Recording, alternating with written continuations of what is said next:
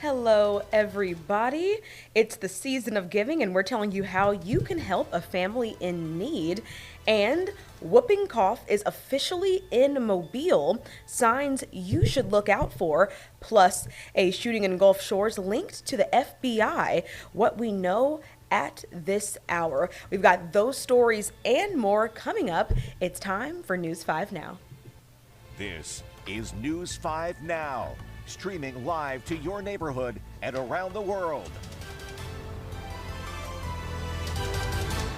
Hello, Internet family. I'm Akivia McFarland. Thank you so much for joining us for WKRG News 5 Now. We get together every day at 5:30, share the big stories that we're following for you at this hour. We share your answers to our question of the day, and we see how you voted in our Facebook poll. It's always a good time, so let's go ahead and kick things off with the big stories that we're following for you right now. And as always, we're going to kick things off with number 5. There's still time to help give to needy families in Northwest Florida.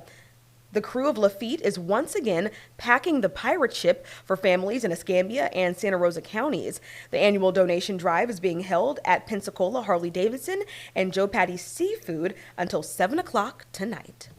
Number 4, next time you're at the Fairhope Pier, you might notice some new additions. The pier looks a little different after the city began construction on its almost $10 million working waterfront project. One of the biggest changes is new handrails made of a durable composite material, replacing the older, worn-out wooden ones.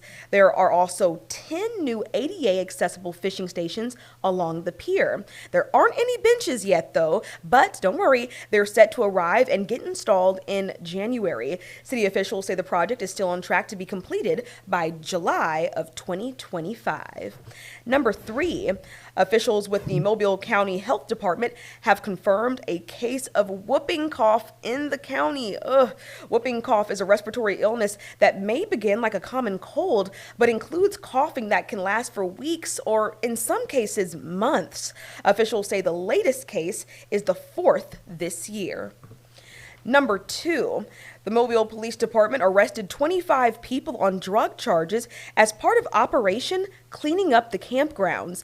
MPD's Narcotics and Vice Unit, SWAT Team, Tactical Intelligence, and K-9 Unit spent Wednesday, December 11th and Thursday, December 12th, executing 6 search warrants. Officials say the operation marked the end of a 3-month-long investigation into the sale of illegal drugs. They seized over 60 grams of cocaine, synthetic marijuana, and 2 guns. Number 1, the subject of a federal search warrant is dead after a Friday afternoon shooting. Witnesses reported hearing several gunshots at Colonial Grand at Traditions, an apartment complex in Gulf Shores. The shooting happened after the FBI attempted to serve a warrant at the location. Shots were fired just after 1 p.m. But guess what? We're not done. I have a bonus story for you, and we want to remind you about the Pensacola Christmas Parade that's happening tomorrow. The parade will begin at 5:30 in the evening. Make sure you keep your eye out for the weather beast, and of course, we're going to have members of the News 5 family there as well. Devin Walsh and Peter Albrecht will be emceeing the parade. We'll also have Alexa Daly, Catherine Brook, Adarius McCormick, and Chief Meteorologist Ed Bloodsworth there. They're going to be in that parade, so if you see them, make sure you give them a wave. Now, if you can't be there in person, don't worry. We're going to be streaming that parade live on WKRG.com and on our Facebook page. Woo. So now that we've got that bonus story out the way, now we can say we have told you about the big stories that we're following for you at this hour. And now it's time to go ahead and switch gears because it's time for that question of the day. And the question is, what is your least favorite part of the holidays? Let's go ahead and see if we have some new answers. I got an opportunity to fill in at noon today, so I read some of the answers that were there. So we're going to see if there are any new ones. All right, so some of the same are here, I'm seeing for sure. Beck Parton having it shoved in my face since October. And like I said, hey, listen, 'tis the season. We're going to be doing a lot of holiday things. All right, let's scroll on down to see if I can read some that maybe are a little bit differently than what I saw earlier today. All right. Rhonda Lynn says no parking spots left and stores being sold out of the most popular must have items. I feel you on that, Rhonda. I mean, everyone's out shopping. I mean, if there's something you probably want, there's a good chance that someone else wants it too. So you kind of have to wait for the holiday season to die down a little bit to try and go get those must have items. Maybe check back in like, late January, early February. Then, everyone's mind will be on Valentine's Day and you can get all the good stuff again at that point. All right. And we also have Dr. John Thomas, my birthday being a week before Christmas. Oh, yeah, that's tough. It's like you have to decide, am I going to celebrate my birthday? Am I going to celebrate Christmas? Am I going to get some of my gifts here, some of my gifts there? In my family, we like to joke that all of myself and all of my siblings are holiday babies, so we're all very close to holidays. My birthday's 2 weeks after Christmas, so I can relate. It's like, which one do you prioritize? I love Christmas. Your birthday's all the time, but Christmas is just something special about it. But thank you, Dr. John Thomas, for sharing that. All right, let's keep on going. Let's see what else. Vicki Lorraine Doctor says, trying to buy presents that people will appreciate. What?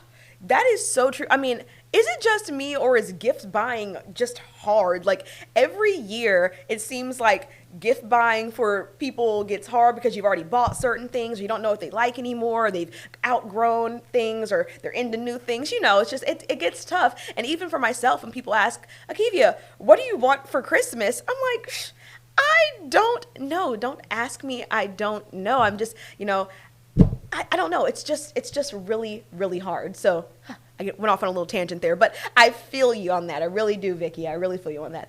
All right, let's keep going.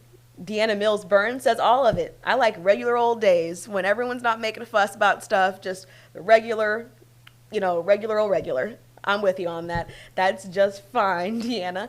Let's keep on going.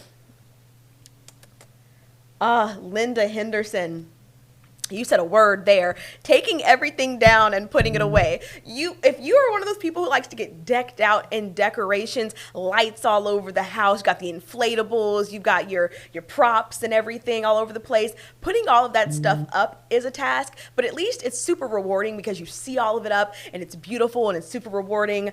But taking it down, it just feels like a task all on its own. Like it's just so draining. Linda, I am by you 100% on that. All right. D. Wilkerson, that's a very interesting answer, says his least favorite part is the song I'll Be Home for Christmas. There are too many people that can't be home for Christmas or any other day, and that just goes straight through you. All right. I see. I appreciate that answer. Very different. Haven't seen that one, but it's a fair and a valid point there, D. All right, let's keep on going. Let's see what else we got here. And of course, a lot of people are saying, just not having their loved ones around, or, traditions have changed, when people pass away or move on or whatever. So a lot of people are saying that as well. So yeah, I know that can make the holidays pretty tough for some people. And I do, all jokes aside, I truly do empathize with people who, struggle around the holidays because of those types of things. So our hearts and our love go out to each and every one of you who can relate to that. Let's see. Candy Holland says, buying gifts that I can't afford. Hey, listen, the beautiful thing about this season, at least in my opinion, is you shouldn't have to spend, your entire bank account. You shouldn't have to give up your right arm and your left leg, to please people around the holidays. A simple gesture showing that you love them and that you care, I think should suffice. So hopefully too many of you aren't just, spending a lot of cash on things you can't afford. I don't think the season necessarily calls for that, but hey, I know everyone does their own thing the way they'd like to. But thank you all so much for sharing your answers to our question of the day. Now we're going to go ahead and get ready to talk about our Facebook poll, and that stemmed from this. A Mobile County man was found not guilty of attempted murder after he stabbed his 2-year-old daughter in 2020. The judge cited his mental health as the reason, saying he had mental illness and didn't even remember the stabbing. So we wanted to know, should violent crime convictions hinge on a person's mental state? And here's how you voted. As you can see, 73% of you say no, and 27% of you say yes. So obviously, the vast majority of people there saying it doesn't matter, 73%. It doesn't matter mental state. If you commit a terrible, terrible crime, you should be held accountable for that. Well, thank you all for voting in our Facebook poll. Always very interesting seeing how you all answer and chime in. But now, I bet you know what's coming. I always give you guys homework. And so this is what you need to do. If you haven't done it already, go over to Facebook and like the WKRG page and answer our next question of the day. Comcast wants to sell MSNBC. Who do you think should buy the cable network? That's going to be a thinker there. So we'll give you some time. You've got all weekend to chime in on that answer. But we also want you to vote in the next Facebook poll too. This is what we want you to vote on. Do you prefer a real or a fake Christmas tree? That is a good question. I know many of you saw the demonstration brought to you by Taylor Boyson yesterday of how real trees can go up into flames if they're not properly cared for. So I know a lot of people would prefer to be safe and not even deal with that and just go with the fake tree. I have never considered myself one with the green thumb, so I always opt for a fake tree myself. But there is something really special and just really authentic about a real tree. So make sure you vote this weekend, and we'll be right back here on Monday to share your results and see what you all had to say. But now it's time to go ahead and get ready, because soon enough we're going to be having WKRG News 5 at 6. So you need to turn on that TV, catch the rest of the CBS Evening News with Nora O'Donnell, and that way come 6 o'clock, you'll be right where you need to be. As always, we want to thank you so much for joining us for WKRG News 5 Now. It's always a wonderful time to hang out with you guys. Thank you so much and have a great weekend.